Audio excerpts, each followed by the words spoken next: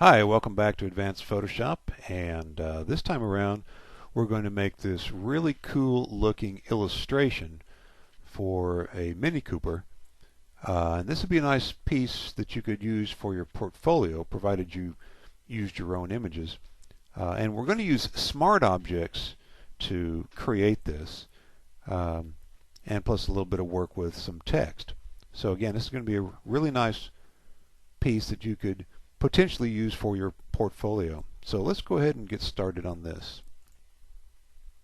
Let's start out by creating a new file that's going to be 9 by 15 inches, 72 pixels per inch, and I'll name it Car Art. So file new, and we are going to make it 15 inches wide by 9 inches, 72 pixels per inch, and we'll call it Car Art.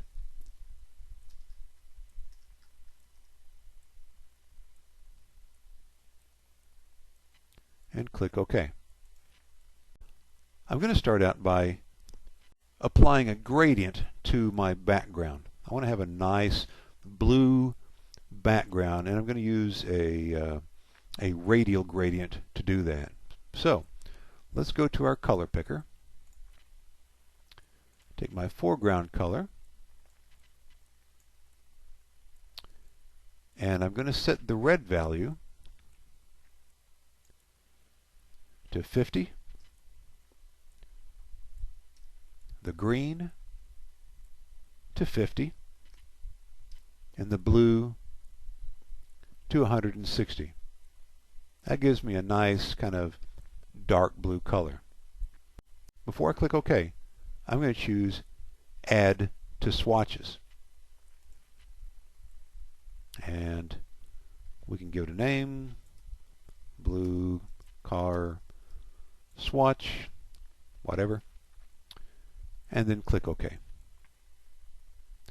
Now let's go ahead and open up our Swatches panel. And if it's not on your dock, you can go to your window and find Swatches down at the bottom or near the bottom of the list. Here's my swatches. I'll move that off to the side. And I'm going to go to my background color now and click on my newly created dark blue swatch right here. So that's the exact same color as my foreground color.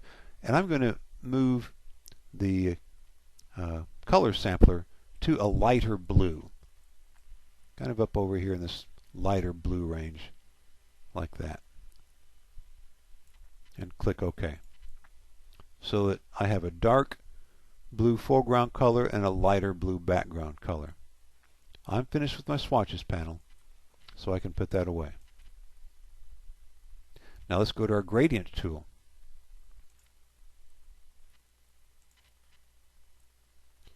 And from my gradient picker at the top, I'm going to choose foreground to background.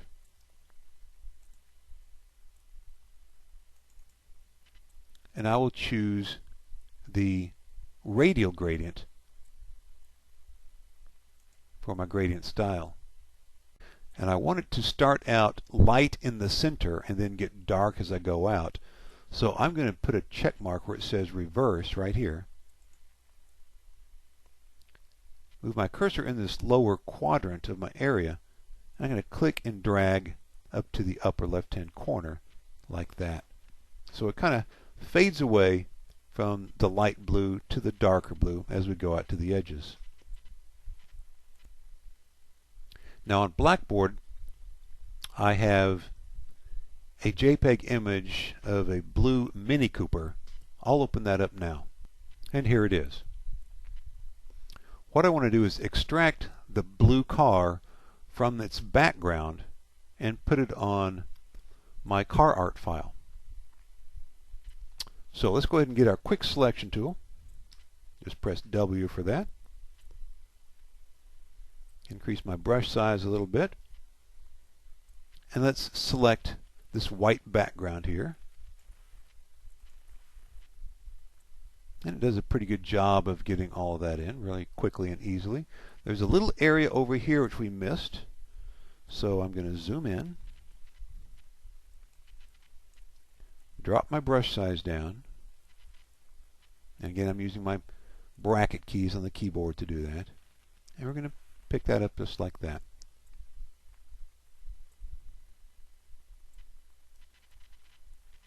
My car is selected. I'm going to invert the selection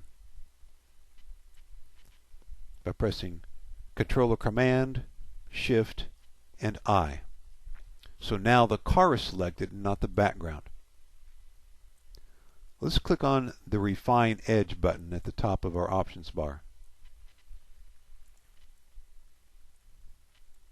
And this dialog or option panel opens up. And I'm going to use my edge detection tool, and I'm going to paint over the radio antenna to bring that into our selection.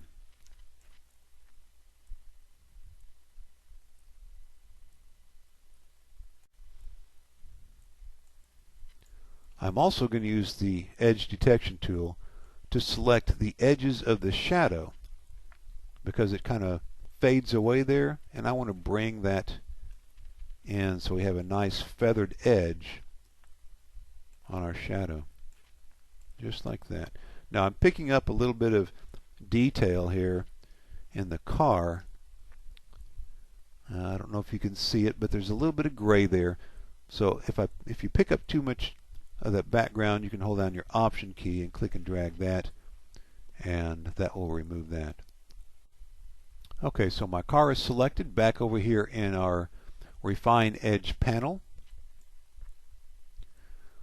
at the bottom where it says Output, I'm going to choose Output to New Layer and click OK. And you see it has extracted it from the background. If I open up my Layers panel, here's my original layer. Photoshop turned it off for me, but it's preserved in case I need it. And here's my car that's been extracted. One thing I want to do to add a little more realism is to make these windows on the car semi-transparent. Right now they're totally opaque. So let's go back to our Quick Selection tool. Going to select the windows here, get this one, get the one back there. Now you can see over by this headrest we didn't get all of those pixels, so I'm going to zoom in real tight, drop my brush down really small, and add those pixels to our selection.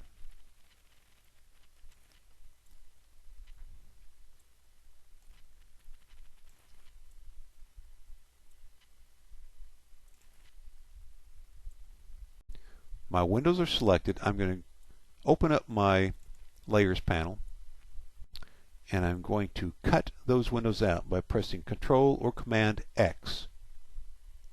Then I'll create a new layer, and I'll choose Edit, Paste Special, and Paste in Place, or press Control Shift V. And that pastes them onto my new layer in the exact location that they were removed from. And so here I'm just going to take my opacity slider, and we're going to bring the opacity of those windows down to 25%. So they're semi-transparent at this point. They look like they're completely transparent, but later on in this tutorial you'll see that they do have a little bit of opacity. Now let's right-click on this layer 1, and I'm going to choose Merge Visible. You can't see it on the screen here, but just scroll down until you find Merge Visible and choose that. And that merges those two layers into one. Now let's copy and paste this car into our car art layer. I'll press Control or Command A to select all, Control or Command C to copy, That loads it into the computer's memory. I'm finished with this file now, so I'm just going to press Control or Command W to close it. Don't need to save it. And then I'll press Control or Command V to paste it into our picture. It's a larger image than our car art, but we'll scale that down here in just a little bit. Right now, let's convert it to a smart object. In my Layers panel, we will right-click and choose Convert to Smart Object.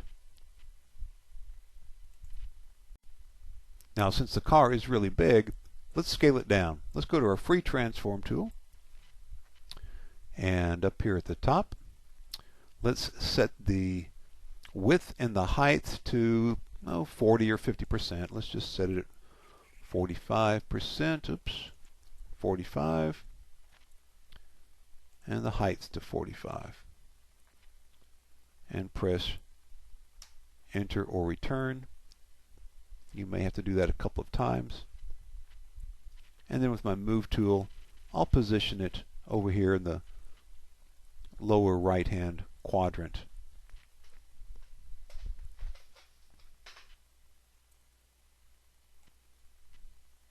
Next, I'm going to copy that layer just by pressing Control or Command J. For right now, I'm going to turn off Layer 1 Copy. I'll come back to that later on. Now let's go back to Layer 1, and we're going to flip the car horizontally. Again, I just go to my Free Transform tool, right-click inside the bounding box, and choose Flip Horizontal. I'm going to scale it up so that it fills the work area. So my Free Transform tool is still active up here in the width and the height. I'm going to set that back to 100%.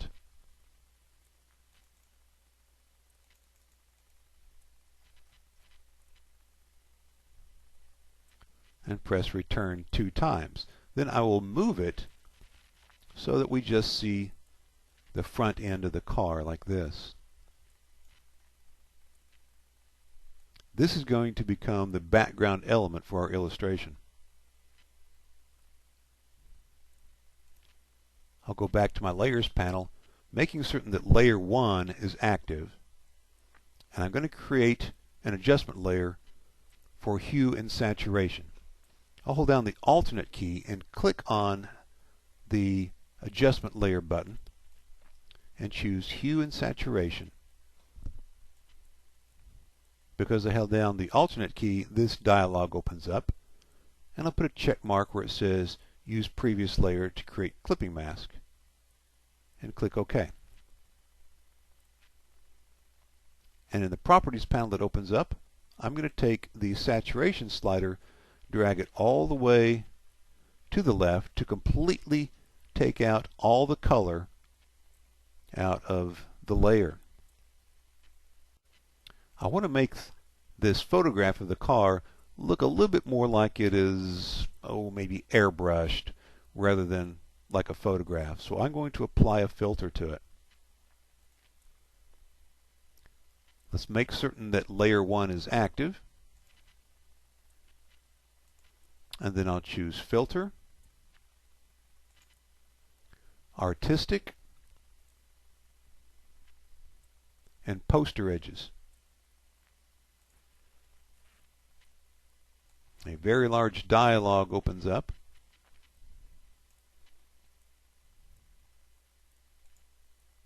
I can make this a little bit smaller so that you can see it better.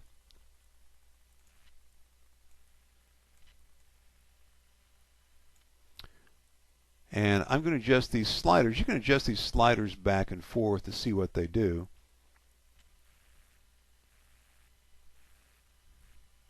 But I'm going to take the edge thickness and set that all the way to 10.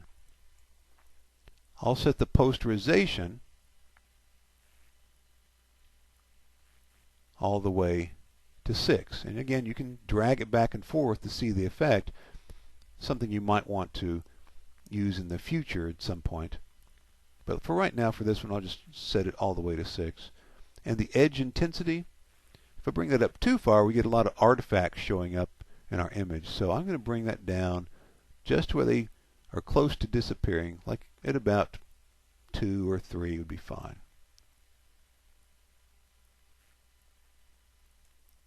And click OK. And now you see it looks a little bit more like artwork, like it might have been, as I mentioned, airbrushed, rather than like a photograph. And because this is a smart object, I can come back at any time. I can turn those filters on or off, and I can double click the filters label and go back and change those settings anytime I want to. Now, still on layer 1, we're going to change our blending mode. I'm going to change it from normal to overlay. What overlay does is it ignores any gray pixels. And since I've removed all the color, I'm left with a lot of gray pixels. So it ignores those. All we see is the luminance of the layer 1. So it kind of looks like a blueprint, which is cool. I like that. But it's a little on the intense side. So I'm going to take that layer opacity and we're going to pull that down.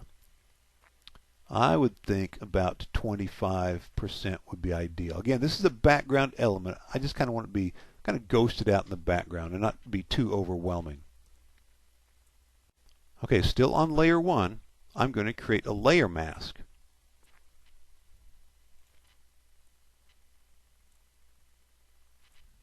With my layer mask active,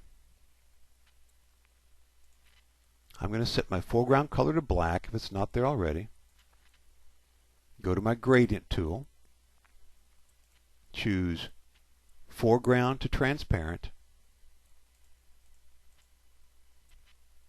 I'll turn off the reverse option because I had that turned on earlier.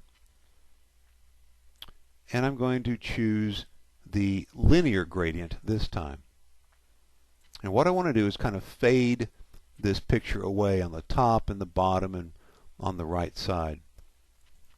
So I'm going to go to the top of the picture, I'll hold down my Shift key, and I'll drag down a little ways. And that's masking off the top of the picture. I'll start at the bottom, drag up a little bit to kind of make the bottom fade away. And then I'll bring in a gradient from the right-hand side to kind of fade that out. Now let's turn layer 1 copy back on.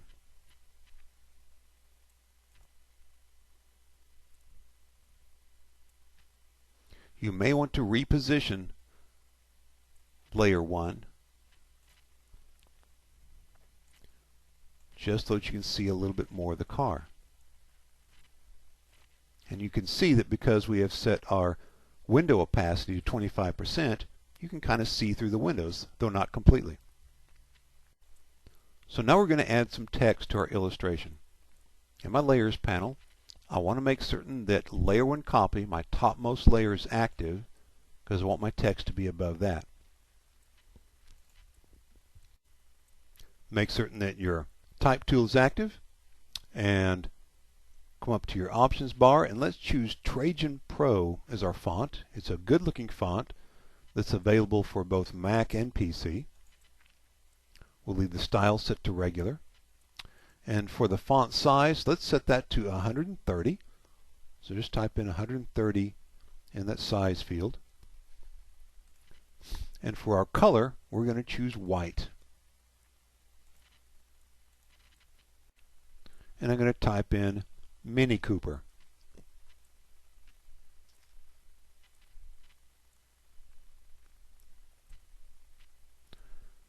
I'll go to my Move tool, and I'll move that down a little bit, just so it's not cut off. I'm going to go back to my Type tool, and I'm going to select all the text, and I'm going to adjust the tracking as necessary. The tracking is the spacing in between the letters. And what we want to do is make our letters close together, but just not so close that they touch. I'm holding down the alternate key, and I'm pressing the left and right arrows on my keyboard. Left brings them closer together, right moves them further apart. So again, I'm just going to bring them close enough together that they're quite close but not touching. This looks pretty good to me. Then I go ahead and click on my selection tool to commit to that. Now let's center our text. I'll press Control or Command A to select all, and making certain that your selection tool is active, your move tool. You will then have your align options available at the top, and I'll choose this one right here, Align Horizontal Centers, and that perfectly centers it on my image area. And at this point I can deselect it. Let's add a drop shadow to our text just to give it a little separation between the background. Now drop shadows tend to be overused quite a bit, so we don't want to get carried away with them, but we're just going to put a really subtle shadow on this. With my text layer active, we'll click on the Effects button at the bottom, and I will choose Drop Shadow from the bottom of the menu.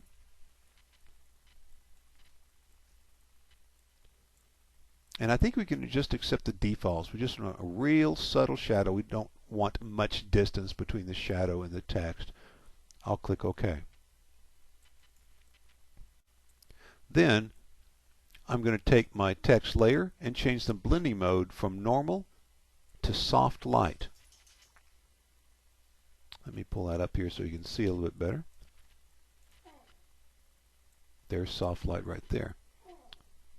And by changing that to soft light, it allows us to see through the text to the image below. So it's kind of semi-transparent. Now I think it's a little bit on the faint side, so what I'll do is take my text layer and I'll copy that by pressing Control or Command J. Now that I have two layers on top of each other, it's brighter. And if I like, I can go to the opacity and drop that down maybe to 50% or so that it's still brighter than it was before, but still transparent enough that I can see the background image through it. So I could actually stop my illustration here. It looks pretty good. But let's say that I'm doing this for a client, and after I complete the image, the client comes to me and says, I don't want a blue car used in the image, I want a red car. And you're thinking to yourself, oh gosh, I've got to redo the whole thing and find a red car image. Well, you don't have to redo the whole thing.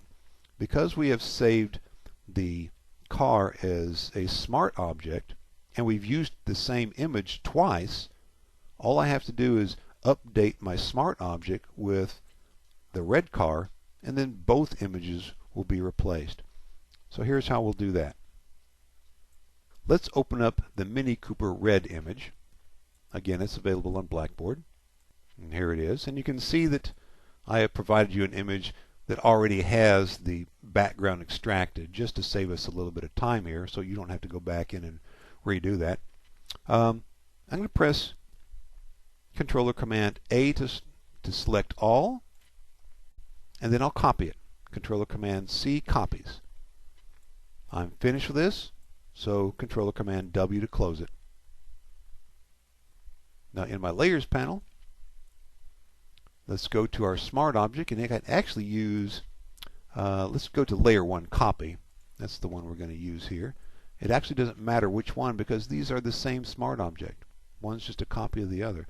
I will double click on Layer 1's thumbnail and click OK. And this opens up our Smart Object. Notice that it has an extension of PSB. The Smart Object is actually a file within a file. The PSB file is nested inside the PSD file, which is the Photoshop document. So again, you've got a file nested inside the Photoshop document. So what we're going to do is that we got the red car image loaded into the computer's memory.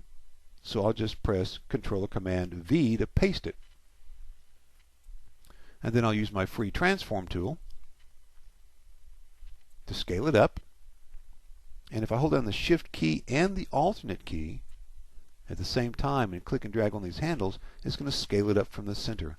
I'll make it about the same size as the blue one. Now I'm going to click and drag and move it up so that none of it is hanging off the edges of the image area, otherwise those parts will be cropped off. Then I press Return. Now back in my Layers panel, I will turn off the blue car layer.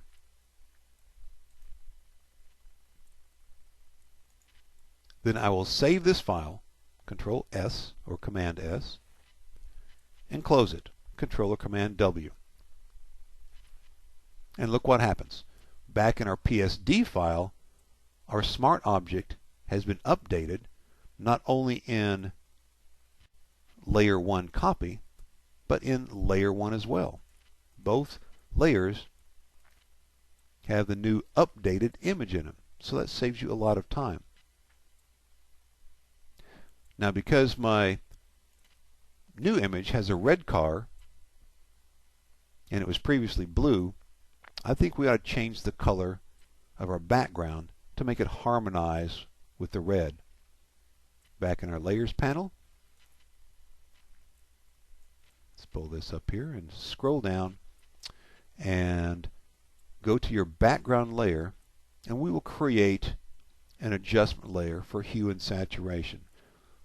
Now when I made the hue and saturation adjustment layer up here,